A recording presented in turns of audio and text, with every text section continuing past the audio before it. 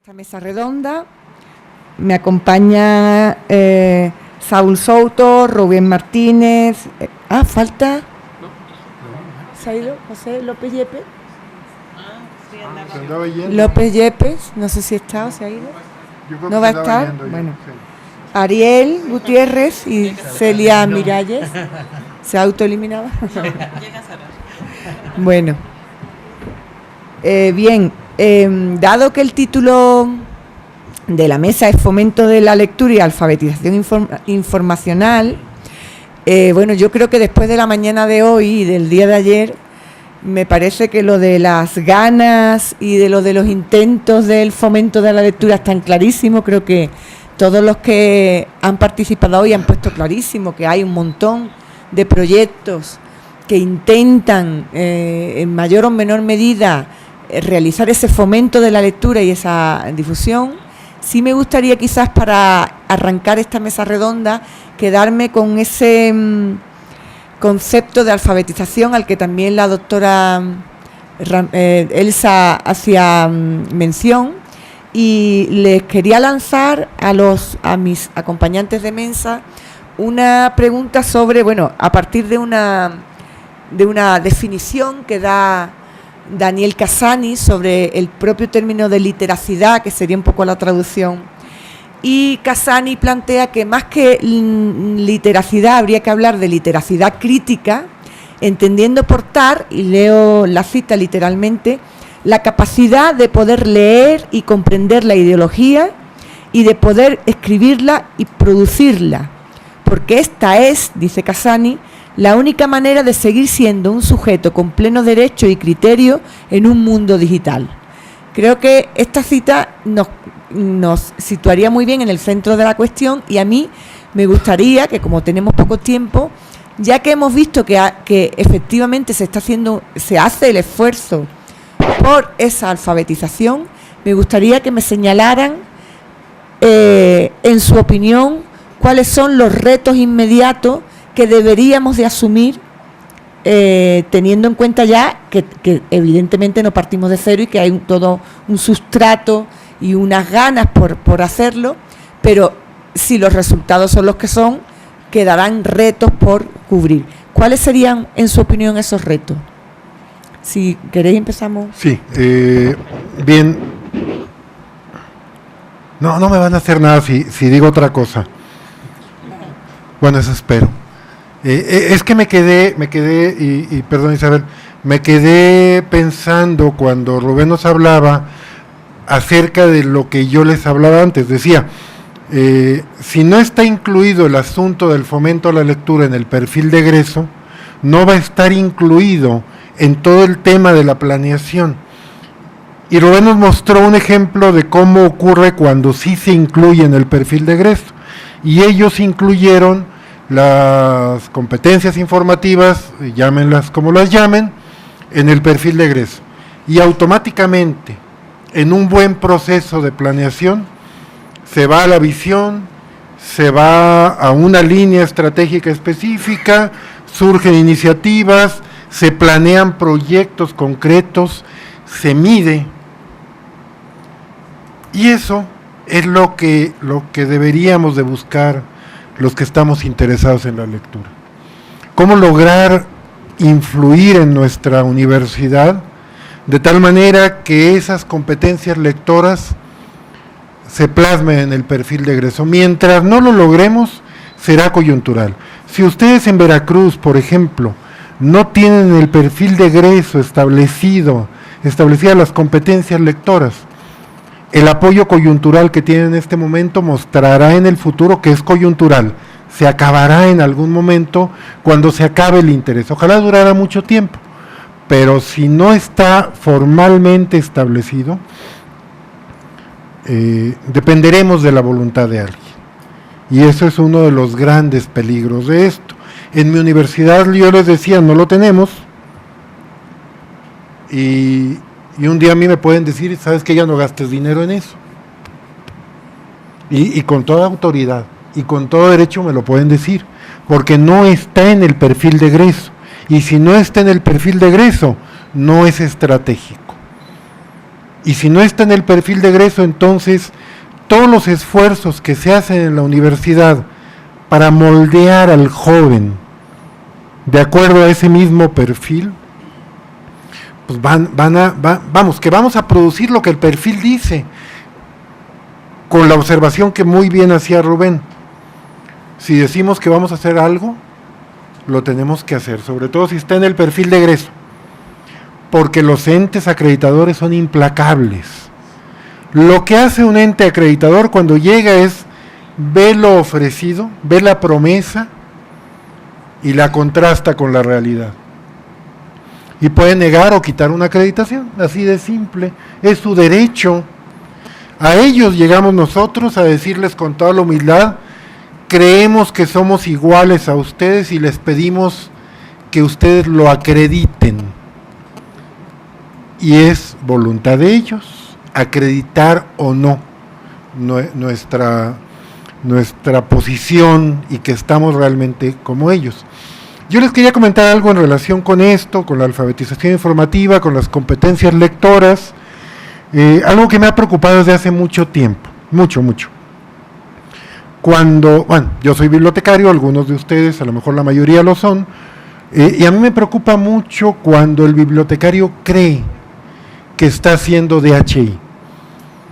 Yo los he visto por todos lados, hasta en Ciudad Juárez en el encuentro de bibliotecarios, hasta allá los he visto, hasta las más altas figuras de Juárez, y no ahorita, desde hace lustros pues, yo los he visto que cuando hablan de desarrollo, de habilidades de búsqueda de información, aseguran con toda la tranquilidad y con toda la autoridad del mundo que están haciendo DHI. Yo quiero hacer un llamado a tener mucho cuidado con esto. El DHI no es un asunto que se resuelva en la biblioteca. El DHI es como las competencias lectoras, un asunto transversal que tiene que estar plasmado en el perfil de egreso. Si no lo tenemos así, estamos haciendo esfuerzos, como los hago yo y mis compañeros, más ellos que yo, en mi universidad, para lograr competencias informativas específicas, para lograr un incremento en la lectura y en el gusto por la lectura. Pero si no está en el perfil de egreso y no están todos tratando de alcanzarlo, si es tarea de todos, no es tarea de nadie, entonces tiene que planearse luego, y planearse con mucho cuidado para desarrollar esas competencias. Mientras no se haga, los bibliotecarios podremos apoyarlo, lo hacemos con gusto, nos partimos el alma muchas veces, como ustedes, como nosotros, como tantos otros, pero mientras no esté en el perfil de egreso, es todavía mucho el trecho que tenemos que transcurrir. Gracias, Isabel. Sí, gracias por las buenas palabras de Saúl, pero en CETIS no tenemos, hemos plasmado lo que se debe de hacer, estamos iniciando a hacerlo, pero falta camino por andar todavía. En base a esto yo recuerdo, y contestando parte de la propuesta de Isabel, recuerdo un rector muy conocido a nivel nacional, inclusive en la UABC, que cuando yo soy biólogo de profesión, intenté iniciar mi posgrado en bibliotecología, le pidí el apoyo simplemente que nos apoyara para empezar la formación profesional de bibliotecarios en la UABC, y su respuesta me dejó callado y me traumó por un rato. Ya después me recuperé, porque me dijo que para qué iba a estudiar bibliotecología si de todos modos nos iban a seguir pagando lo mismo a los bibliotecarios, que no teníamos bibliotecarios en aquel entonces. Afortunadamente eso fue un aliciente para mí, un acicate más bien. Estudié la maestría y estoy a punto de iniciar el doctorado, y la diferencia es que ahora que estoy en una institución privada, el primer elemento que comparé fue rector contra rector, y precisamente hay una diferencia, y es parte de la respuesta es: ¿qué más tenemos que hacer? Bueno, creo que tenemos que incidir en los directivos que manejan a estas universidades y por consiguiente en los directivos que manejan a las bibliotecas. La diferencia es cuando un rector, una autoridad, ya no nos llamamos rector, cuando una autoridad es formado docentemente, académicamente, espiritualmente tal vez, gracias a los libros y a las bibliotecas, el perfil es distinto. Los objetivos apoyan a seguir formando gentes como ellos, a diferencia de otros que con doctorados y sea lo que sea, en economía, no tienen esa visión, no tienen ese apoyo, y por otra parte, ven a la biblioteca o los aspectos de biblioteca, llamémoslo en general, no nada más el DHI, lo ven como un gasto y no como una inversión. Este rector, esta universidad está invirtiendo, y creo que esa es la diferencia ahora, desafortunadamente con la UABC, que es mi alma mater, que ellos siguen pensando en gastos y no en inversiones. Muchas gracias. Ariel. Bueno, yo respondería a esta interrogante que nos hace la coordinadora de esta mesa con 5 acciones que tenemos que retomar los bibliotecarios profesionales. El primero de ellos, 1, tenemos que empaparnos del discurso que están manejando los organismos internacionales sobre esta materia. Y para eso la UNESCO nos ha dado ya muchísimos textos, junto con la OCDE y demás organismos, sobre estos nuevos paradigmas que ahorita, lo queramos o no, están ahí presentes.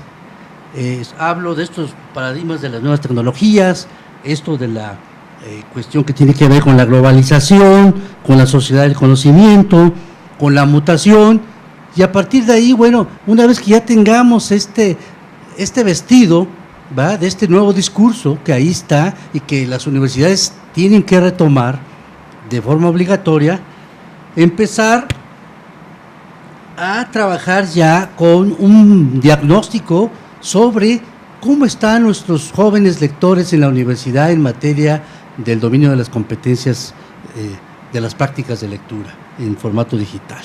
Yo acabo de terminar una investigación que me financió PROMEP, precisamente sobre un diagnóstico de las prácticas de lectura en formato digital e internet en los estudiantes de las 45 universidades que hay en Tabasco. Estoy por terminar ya el documento final que voy a presentar el 30 de noviembre a PROMEP, y me he encontrado con unas cosas muy valiosas, porque además déjenme decirles que no hay estudios sobre esto todavía en el país. Déjenme decirles que en el 2011 PISA sacó ya, la OCDE sacó ya el primer estudio sobre esta cuestión de la lectura electrónica, y con la novedad de que México no participó.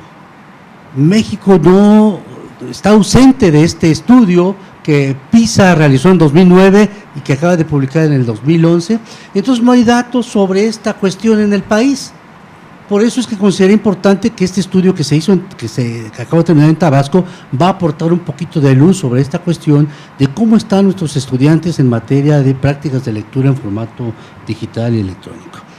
El tercer punto que tenemos que tomar los bibliotecarios es empezar a preparar, empezar a integrar a nuestras acciones de lectura pues cuestiones para fortalecer también esta práctica de la lectura en formato digital y en formato electrónico. Son competencias diferentes y no podemos separarlas, ¿va? Las competencias o todo lo que tiene que ver con la lectura en texto impreso va acompañado también del texto digital. Ya Casani nos ha abierto en su libro Tras las líneas, que acaba de hacer la cita acá nuestra coordinadora, y también la OCDE está publicando, la UNESCO igual está publicando sobre los perfiles de las competencias que los bibliotecarios tenemos que conocer para poder integrar una serie de acciones tendientes a fortalecer o a iniciar estas nuevas modalidades de prácticas entre la comunidad universitaria. Y finalmente, bueno, pues comprender esto que Daniel Casani nos dice, que es la multilectura, ¿va? La literacidad electrónica, dice él, bueno, hay que llevarlo ya al plano de la multilectura, donde se fusiona todo un conjunto de situaciones que, bueno, nos van a obligar o nos están obligando a leer en estos nuevos tipos de formatos. entre los descubrimientos que ya nos había adelantado la OCDE y que yo también acabo de descubrir en Tabasco, es que el hecho de que los jóvenes sean nativos digitales no garantiza que tengan desarrolladas sus competencias de lectura en formato electrónico e Internet. Entonces esto a los bibliotecarios nos plantea un gran reto porque tenemos que entrarle y tenemos que trabajar en ambos bandos, tanto para fomentar la lectura en formato impreso como en formato electrónico. Muchas gracias, Ariel. Celia. Gracias. Bueno, bien menciona Marsal que la alfabetización es una práctica condicionada por el contexto social, cultural y tecnológico de cada época, de cada lugar en el rumbo de la historia. En este sentido, bueno, los problemas que tenemos locales o por institución son distintos y por lo tanto las soluciones tendrían que ser apropiadas, aunque hay cuestiones generales y tendrían que ser adecuadas a cada una. Sin embargo, al margen de, bueno, todavía de los diagnósticos y de todo lo que nos falta como profesión y como gremio, sobre la realización de diagnósticos y estudios ya precisos para conocer más a detalle cuántos somos, cómo estamos, quiénes somos, ¿verdad? Pues creo que por lo pronto vamos detectando o hay una conciencia de que existe una necesidad social para atender este tipo de programas, tanto de lectura como de alfabetización de todo tipo. Que hay también un interés cuando se dan las estructuras o se llega a tocar las fibras de cada persona, se motiva el interés para participar, seamos profesionales, seamos no profesionales, seamos jubilados o en activo, personas en activo.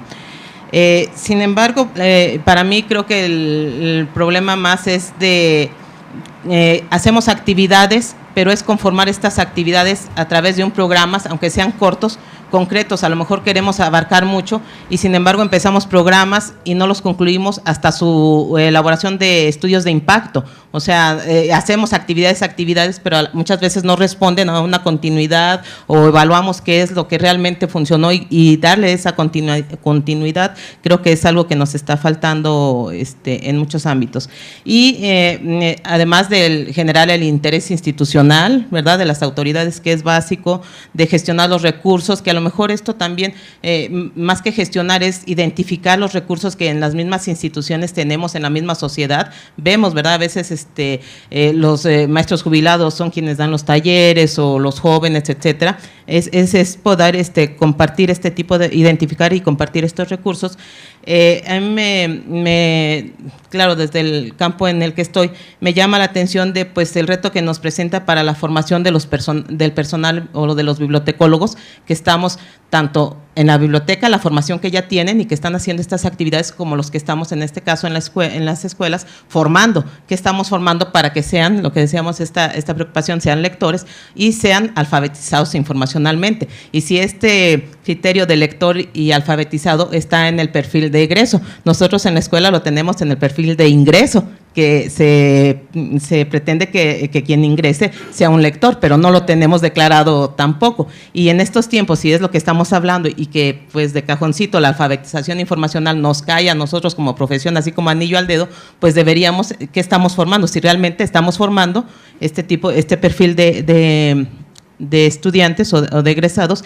Y la otra, el personal que ya está en activo, cómo se está preparando, porque hacemos actividades y como comentaba la compañera de la biblioteca pública, nos enfrentamos a que hay que ciertos sectores, todos los sectores de públicos necesitan una atención diferente, hablarles de manera distinta, utilizar lenguajes distintos, modificar a la misma actividad, pero adecuarla. Entonces, para mí ese sería, bueno, desde mi campo, la mayor reto que tenemos de cómo prepararnos para gestionar, para ser alfabetizados y para ser lectores. Y teniendo en cuenta que, en lo que hemos visto en estas mesas, que tanto empecemos la lectura como la primera competencia a desarrollar, que además de que nos da esas otras competencias de ser autosuficiente o reflexivo, es un factor un elemento que puede ser muy importante para la vinculación social y familiar, que es un problema, y es la parte humanista que también tenemos en nuestra formación, que aqueja mucho a nuestras sociedades ahora, digamos, inmersas en tecnologías, pero por ejemplo con estas actividades uno de los resultados es que la lectura integra familias, integra acerca a las personas y que también es un factor que debemos de tomar en cuenta. Sí, bueno, muchísimas gracias a los cuatro por la brevedad, que yo creo que canaliza muy bien el tema. A mí lo que pasa es que a raíz de vuestros comentarios me surge una duda. Me da la impresión de que cosas que tenemos clarísimas, porque probablemente se hayan trabajado mucho más tiempo con relación a la alfabetización infantil y juvenil, ha dado lugar a proyectos concretos, como tú bien dices, Celia, pero a la hora de llegar a la universidad me inquieta el hecho de que quizá nosotros no somos capaces de concretar proyectos y sobre todo, como apuntáis vosotros, que eso no es una política de universidad, porque el que un rector se implique o un vicerrector se implique es porque es lector o no, como os pasó a vosotros en la Veracruzana, pero eso es una opción personal, ahora mismo es una casualidad, no está dado, ¿no? A mí me inquieta un poco en que, por un lado, tenemos el reto de que, claro, de que quienes nos gobiernan crean que eso es una política obligatoria para la universidad y sea una política universitaria, pero luego también me inquieta el esfuerzo que hacemos en cada una de nuestras unidades, porque claro, vosotros trabajáis desde la biblioteca, otros somos profesores, otros hacen programas pues con extensión universitaria, y aquí hemos visto cómo en realidad atomizadamente la universidad genera programas. No sé qué pensáis, pero me parece que ¿no creéis que una política universitaria también puede venir derivada de que seamos los pequeños corpúsculos, como yo le digo, los que nos coordinemos para que se le haga evidente a los rectores y a los vicerrectores de que eso no se puede obviar? Sí,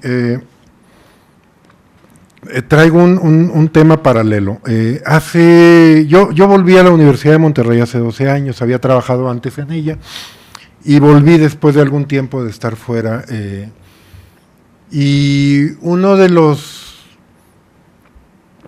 temas más importantes cuando yo llegué por ahí lo describió muy bien el rector de aquel entonces. Acababa yo de llegar, así que lo que dijera él acerca de la biblioteca no me afectaba casi nada porque yo no lo había hecho. De hecho, yo había llegado para modificar alguna realidad, ¿no?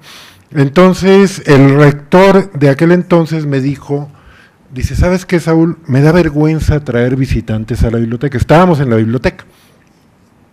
Dice, me da vergüenza porque está sola. Y realmente estaba sola.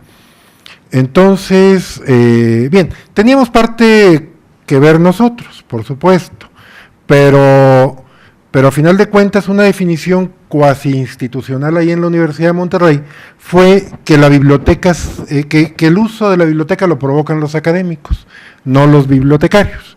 El bibliotecario no tiene forma, no hay manera. Como yo decía en alguna ocasión, el Harrison de medicina, ¿cómo yo hago que se use el Harrison de medicina? Me paro, ¿qué les digo? Sexy el Harrison, bonito el Harrison, sabroso el Harrison, ¿qué les digo del Harrison? Si el pellejo del estudiante depende de ir a consultar el Harrison, van y lo consultan. Esa es la realidad de nuestro medio, ¿no? Pero en la biblioteca se manifiesta tanto el uso académico de los materiales como el uso de la literatura. Ahí es donde ocurre, pues, la mayor parte de esto, ¿no? Porque para eso estamos, somos un conjunto, entre muchas cosas, un conjunto de recursos específicos que pueden ser utilizados por nuestras comunidades. Y si no lo usan, nosotros nos damos cuenta. Y nosotros debemos de hacer algo, y ese es el asunto, ¿no? O sea, no podemos asumir que es el negocio de otro, porque en todo caso pues nos ponemos en el viejo papel del profesor de universidad que dice, pues así llegaron, yo ¿cómo los cambio? Si tuvieron 20 años y en 20 años no pudieron cambiar, yo en un semestre, ¿qué puedo hacer? Claro, cuando todos los profes dicen lo contrario, es cuando se provoca el cambio, ¿no? Entonces, ahí nos damos cuenta.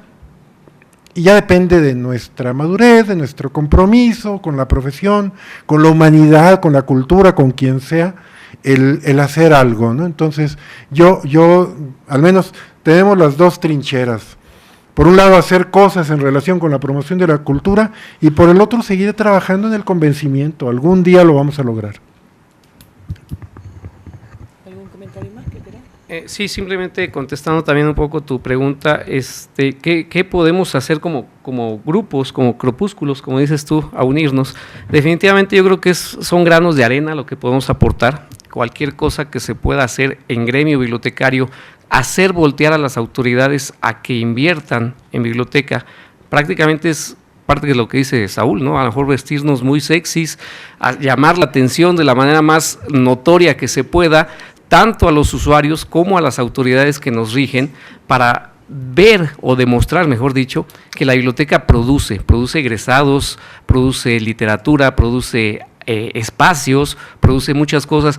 Y sí, tienes razón, como gremio, como agrupación, en pequeño, en grande, podemos generar esa aportación de granito de arena que seguramente tarde o temprano alguien con intención o por casualidad nos va a hacer notar y nos va a dar un aliciente, ¿no?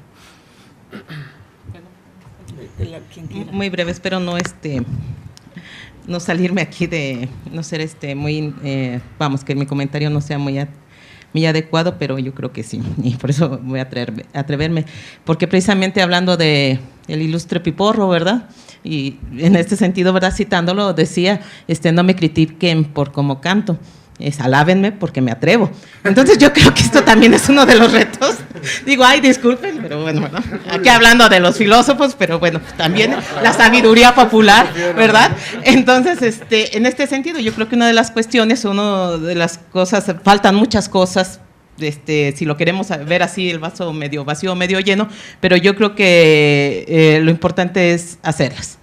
Con haciéndolas, lo que estamos haciendo, obvio, tendrá que llegar la parte reflexiva, la parte de hacia dónde voy, el identificar y coordinar los esfuerzos que estamos haciendo, pues si estamos trabajando, somos de la misma universidad y están trabajando en la biblioteca y yo en la escuela estoy trabajando esto y la escuela de Sutanito está haciendo otra cosa, ¿verdad? Pero pues yo creo que el principal es pues seguir haciéndolos, ¿verdad? Bueno, y también saber lo que hacen los demás. Usted inició con Piporro. Seguir haciéndolo y saber lo que hacen los demás, porque claro, si de algo yo creo que somos conscientes de que muchas veces no sabemos lo que están haciendo al lado, con lo cual eso es un problema que nosotros sí podemos resolver.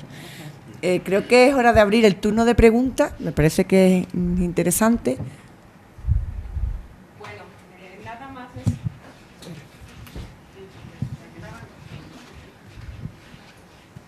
Gracias. Bueno, nada más un poquito para ahondar lo que acaba de decir de que cada quien trabajemos desde nuestra trinchera. Pues yo en este momento no voy a hablar ni como docente, ni como bibliotecaria, sino como mamá. Yo tengo 3 pollos de 12, 14 y 16. Cuando mi hija lee a los 14 años Retrato en sepia de Isabel Allende, dice, mamá, acaba de terminar con mi niñez. Le digo, wow, ¿perdiste la virginidad? Perdiste te volviste sexy sin perder la virginidad. Y es cierto, a veces el libro te vuelve eso, la lectura te abre otros mundos, te abre otras cosas y no tenemos una vida, solamente tenemos la cantidad de libros que leemos, son esas cantidades de vidas que llegamos a cumplir. Y yo como mamá lo digo, y de esos 3 pollos también tengo que lidiar con el que no lee, con el que no quiere, con el que quiere. Mamá, solo Ríos, no más. Y bueno, pues denle Ríos con que lea lo que sea, pero que lea Ríos. Pero también tengo la otra, dice, mamá, no soy vulgar, tengo una mente sexy. Ok, bueno, pues dáselo. Pero habrá todo. La de en medio lee solamente Carlos Cuauhtémoc Sánchez. Yo digo, bueno, pues con que lea. Y es cuando comentaban ayer que a veces nos volvemos críticos de que eso no leas, eso no es lectura, eso, bueno, que empiecen por algo y ya se les irá educando la mente, el criterio, y ya. Es como cuando nos educan el paladar, que a veces nos dan aceitunas de niños y decimos guácala. Pero después, cuando estamos grandes, nos lo dan con un buen queso y un buen vino, wow, sale. Entonces yo creo que desde aquí empieza, yo hablo ahorita como mamá, no como docente, no como maestra, pero también digo que la lectura, el gusto por la lectura, se mama, desgraciadamente. Gracias. Teniendo en cuenta además, perdona, al hilo de lo que acabas de decir, que me parece un comentario magnífico, que a veces olvidamos que los lectores también tienen su personalidad, es decir, no nos tienen que gustar a todos las mismas lecturas, con lo cual es esencial que el lector elija en función de su forma de ser y su personalidad, y en esas edades de las que tú estás hablando es muy lógico que prevalezca una cierta tendencia, porque todos no son iguales, ni tienen el mismo carácter, ni... Bueno, nada más retomar algo que comentaba el maestro Souto, y que pues para que las palabras no se las lleve al viento, creo que estoy totalmente de acuerdo que la visita a las bibliotecas, o para que las bibliotecas funcionen, y sobre todo en nuestro contexto universitario, pues quienes tienen un compromiso fundamental son específicamente los académicos. O sea, cuando hablamos de promoción de la lectura, de fomento a la lectura, creo que en principio habría que ampliar y hacer extensiva esa invitación, ¿no?, a las bibliotecas, a la consulta, lo que tiene que ver no solo con la población estudiantil, sino con la población académica en general en una universidad. Esto quiere decir que es fundamental que en estos proyectos o en estos programas que echamos a andar, se establezca esa integración y esa implicación y ese compromiso, de tal manera que no se enfoque, y un poco también retomando lo de la mesa, la conferencia de la mañana en esta perspectiva humanística, ¿no?, cuando hablamos del hábito de lectura y de la relación también entre placer de ver y la relación o la conexión que tiene que ver la práctica de lectura y escritura con la cultura en general y lo que define, ¿no?, la expresión de un pueblo. Creo que esto nos permitiría no solo involucrar a las escuelas que por estereotipo decimos son escuelas que leen, o son facultades en donde el estudiante lee. Se hablaba en la mañana de los estudiantes de letras, y nos damos cuenta, por ejemplo, yo me he llevado muchas sorpresas agradables en la Universidad Veracruzana, donde descubrimos que luego quienes leen mejor, en el sentido de la lectura por placer y por transformación, que implica un cambio de la visión de mundo y de enfrentarse con su entorno en el estudiante, pues curiosamente es con los estudiantes de ingeniería y no con los estudiantes de humanidades. Digamos que el estudiante de humanidades adquiere formación y práctica y hábito de la lectura pues por el deber. O sea, están obligados, por ejemplo, los de letras a leer a los clásicos, ¿sí? La medida que se hablaba de la filosofía o de los grandes filósofos, y vemos que los estudiantes de antropología también están obligados de alguna manera a leer a determinados autores, y que también a lo largo de la mañana me ha llamado la atención en estos programas. Creo que el reto que tenemos todos no es promover la lectura entre quienes ya tienen cierto hábito de lectura. Sabemos que hay estudiantes que ya son lectores, ¿sí? El reto es formar esos lectores, y hay una gran cantidad de población estudiantil, ¿sí? Y pues se comentaba también del nivel medio, en donde no hay ese hábito, y que en este espacio, en este puente y ese vacío, pues yo creo que ahí es donde tenemos el reto, en el sentido de que si en un momento dado tenían ese gusto por leer, pues luego lo pierden. Incluso yo he visto estudiantes en la Facultad de Letras que entran con un ánimo por la lectura y a lo largo de la carrera lo pierden. Y quizás por el enfoque que se tiene para continuar con la práctica de lectura. Pero bueno, creo que es muy interesante establecer esta vinculación y esta integración entre el trabajo académico que se realiza en todas las disciplinas y aterrizarlo de alguna manera con el hábito, en principio, de visita y de pues abrir esa curiosidad a ver qué hay en las bibliotecas, ¿no? De tal manera que animen a la lectura en general. Gracias. Gracias, muchas gracias. ¿Me das medio minuto, Isabel? Sí, cortito, sí, cortito. Sí, cortitito. Y es que no completé la idea hace rato. Cuando nos dimos cuenta entonces de que no se usaba la biblioteca lo suficiente, lo que hicimos fue mostrarle a las autoridades académicas cómo es que hacían que se usara la biblioteca.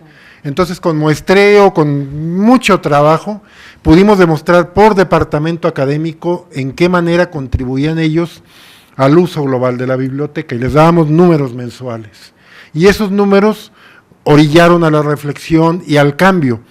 Y hoy, por ejemplo, en la Universidad de Monterrey se usan más libros de papel por alumno que nunca en la historia, y el número que sí me acuerdo hoy, busquen en sus universidades, compárenlo, se utilizan 27 documentos digitales, se descargan 27 documentos digitales por alumno.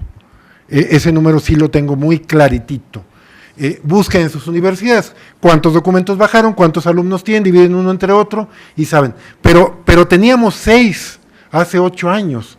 De 6 a 27, pues, ¿cómo lo hicimos? Mostrándole a los académicos qué estaban haciendo ellos en la realidad, cómo estaban ellos haciendo que se usara la biblioteca, la información. Ahora nuestro reto es encontrar la manera de mostrarle a los académicos cómo es que ellos hacen que se lea por gusto en la universidad. No es fácil. Perdón, por allá vi que andaban levantando la mano. Creo que por ahí. Sí, lo que pasa es que me quedé pensando lo que ustedes afirmaron en el sentido de que el bibliotecólogo no es el que atrae a los estudiantes, sino es los académicos fomentando actividades para que el estudiante vaya y busque. No sé si podamos irnos con esa afirmación en una mesa de conclusiones. No soy bibliotecóloga, pero he sido usuaria y platico mucho con los alumnos. A mí me da la impresión, cuando llego a una biblioteca y todo es silencio, hasta volteo, ¿que están dormidos o qué? ¿Sí? Esa visión de esa biblioteca calladita, donde incluso los estudiantes dicen, yo no voy, ahí van los nerds.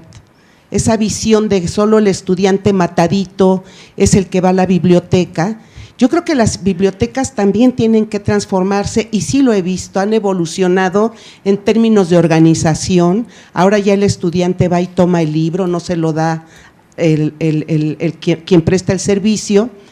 Mesas de trabajo para que el estudio no es un acto individual, o la lectura debe compartirse y debe llevarse a la convivencia también. El que haya mesas, salitas para trabajo de los alumnos, a mí me parece maravilloso. Y pienso también que sí se pueden generar estrategias para atraer a los alumnos, porque también alguien que ofrece un mal servicio o un maltrato al estudiante, que sí sucede con frecuencia, lo ahuyenta del uso de la biblioteca, o hasta por aspectos administrativos, que no esté actualizada.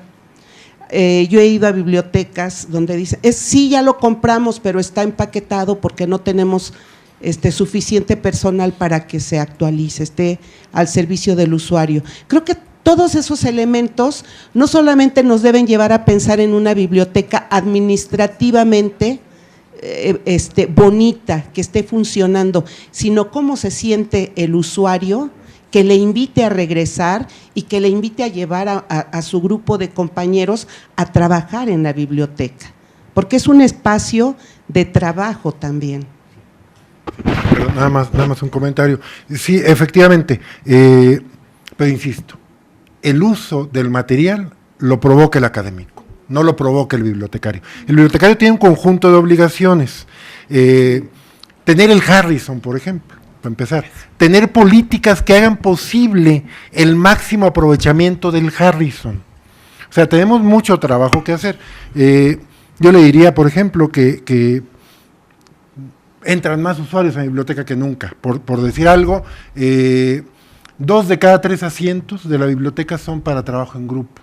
Solo 1 de cada 3 hoy es para estudio individual y en silencio, pero 2 de cada 3 son para trabajo en grupo, porque hemos estado durante cerca de 10 años preguntándole a diario a los usuarios, con una encuesta aleatoria, 20 al día, 5 días a la semana, 16 semanas cada semestre, y así durante 9 años y medio hemos estado preguntándole a los usuarios y reconfigurando la biblioteca. Sí, la biblioteca es fuente de información, y ahí digo yo, e insisto, el uso de los materiales lo provocan los académicos, pero todo lo demás lo hace el bibliotecario, y la biblioteca también es espacio para trabajo académico, y si el bibliotecario no entiende esto, hace malas bibliotecas, o bibliotecas con pobres resultados. A lo mejor ya no es conveniente hablar de bueno o malo, lo que importa son los resultados. Las obras que hacemos en la tierra son las que nos van a llevar al paraíso o al infierno, pues. Entonces, sí, hay que estar en comunicación permanente con los usuarios. Efectivamente, yo coincido con usted. Y también decirle a los académicos cómo están haciendo su parte del trabajo. Porque si no le decimos nunca, asumen que todo está bien, y ese es un problema. Sí. Sí. Bueno, nada más un poquito que yo no comparto esta visión. Yo creo y estoy convencido que la biblioteca tiene que ir al encuentro del alumno, del estudiante. Si el estudiante no va, o si el profesor no genera actividades para que el alumno vaya a la biblioteca, yo soy, y lo he visto así, lo he puesto siempre en marcha, la biblioteca tiene que salir al encuentro de muchas maneras. Es más, mi filosofía en Olmeca es que si el rector no baja un día a la biblioteca, yo voy por él. Porque necesito que él esté viendo que eso está lleno, que los libros se están moviendo, que el programa de lectura está funcionando. Y lo llevo y le hago el recorrido. Y de esta manera, bueno, muchas de mis actividades están enfocadas hacia ir al encuentro del estudiante. Tengo un carrito ya que voy a sacar con los libros, para que aquellos libros que no se están moviendo ahorita en la biblioteca, vaya yo al salón y espere que el alumno salga, y ahí va a estar ese carrito de libros para que el lector llegue y los toque, los mueva, se los lleve y haga lo que tenga que hacer con ellos. Yo esa filosofía de que le voy a dejar al académico a que sea el que mande a los estudiantes al uso de la biblioteca, al menos yo yo no la comparto así plenamente. Nada más un comentario entonces. Hay objetivos de aprendizaje concretos. Hay objetivos de aprendizaje. Y para alcanzar los objetivos de aprendizaje hay actividades específicas. Y las actividades específicas las diseñan los académicos, no las diseñan los bibliotecarios. Y si yo llevo el libro de Harrison a un grupo que no tiene una actividad que tiene que ver con el libro de Harrison, por mucho que lo adorne, no se va a poder usar. ¿Resuelvo yo el entuerto? Ya. Mirad, la biblioteca de la Universidad de Cádiz es la única biblioteca en España que tiene el sello de calidad más 500 por el servicio que ofrece a los estudiantes. Y yo me tengo que llevar a mis estudiantes a la biblioteca, porque ni lo saben, ni la conocen, ni se preocupan por mirar en la grandísima página web donde tienen servicios el sello más 500, para que os hagáis una idea, se hace mediante una auditoría y solamente la tienen 2 empresas privadas en España. Y la Universidad de Cádiz, la biblioteca, el servicio de biblioteca, lo ha conseguido 2 veces consecutivas. Con lo cual yo creo que tiene que ser una cuestión de maridaje, utilizo otra vez la palabra. Elsa. Sí, Jorge La Rosa decía que el profesor si algo no debe de olvidar es mantener viva la biblioteca como un espacio de formación, pero el bibliotecólogo también tiene que hacer de ella ese espacio, pero no nada más eso. Estamos viviendo en una realidad en que el bibliotecólogo tiene que empezar a salir a la comunidad, porque hasta hace poco se quedaba más bien concentrado en la organización, los servicios, que está muy bien, pero tiene que voltear, lo decía Shira también, el bibliotecólogo debe saber mucho sobre libros, pero debe saber mucho más sobre el ser humano, conocerlo para poder vincularse. Estados Unidos ahorita hay 2 universidades, encontraron que ha bajado el gusto por la lectura de literatura entre los alumnos y que eso trae consecuencias. Pero además, con la cuestión electrónica, también cada vez hay menos asistentes a la biblioteca universitaria. Entonces, este es un consorcio de la Universidad de Virginia y la otra, no sé si es de Wisconsin. Y dijeron, ¿qué vamos a hacer? Programas de fomento de la lectura para rearticular la relación con la comunidad. Que la comunidad no nada más nos vea, que es un recinto para ir a estudiar y ya, ahí acabó la cosa. Y más aquí. Lo que estamos haciendo es que nos vean con otra mirada, que también aquí pueden tener una actividad placentera, lúdica, Y lo que han hecho es también reestructurar las bibliotecas y abrir diferentes espacios de lectura. Como tú dices, no nada más la del estudio, hay para leer una cosa más, de manera más relajada, para escuchar música, los mismos acervos. Yo sé que es poco el recurso como para comprar otras cosas, pero hay bibliotecas que están haciendo el esfuerzo por tener cómics, música, películas, otros recursos. Como le decía un alumno de matemáticas al bibliotecólogo, le dijo el bibliotecólogo, y estoy leyendo alguna novela de este tipo de ciencia ficción. Dice, ay, fíjate que si tuvieran de estos libros aquí en la biblioteca, pues vendríamos más frecuente, porque puro para estudiar, pero también queremos para otras, pues para leer literatura, en fin. Pues yo creo que también el bibliotecario, ahora, el problema también aquí de los tratos y demás, es que hay un bibliotecario administrativo que deberíamos de capacitarlo, como los del hotel ¿cómo se llama el hotel donde están? El Radisson. Qué barbaridad, qué amables son.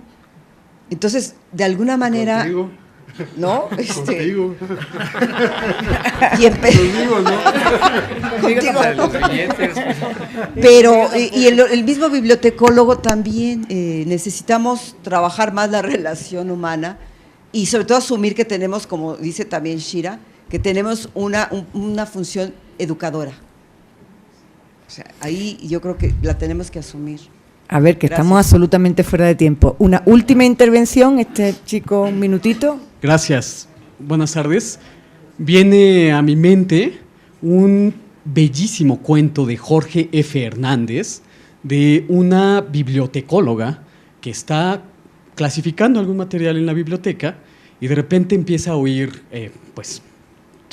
chapoteos por aquí y por allá, agua tirando, y de repente se acerca al estante donde están los libros de Melville y se da cuenta de que la ballena Moby Dick se está saliendo del libro.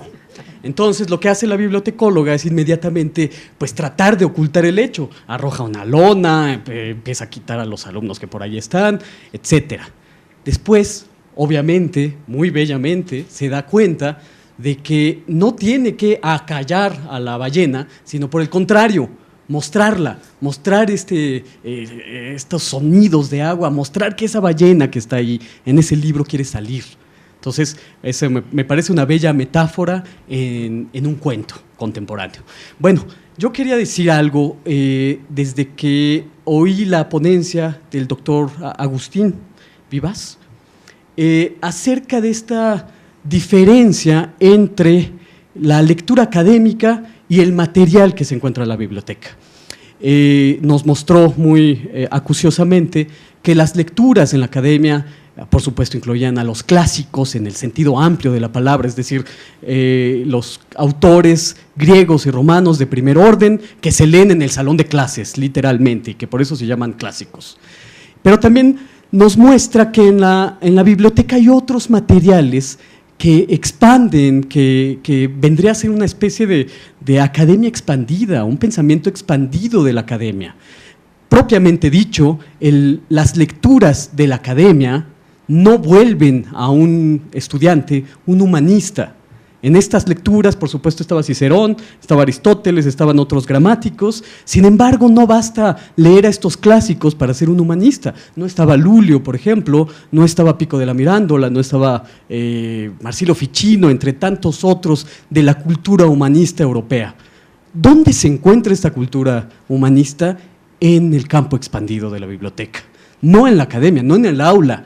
¿Qué pasa en este momento? ¿Qué lleva del aula a la biblioteca? ¿Quién sabe? Es un misterio. Esta incertidumbre lúcida que mostró el maestro Souto de crece el nivel de lectura de libros que salen de la biblioteca y se pregunta el maestro ¿por qué? ¿Somos nosotros? Esa duda lúcida me parece que es muy pertinente. ¿Qué sucede en este espacio del aula a la biblioteca?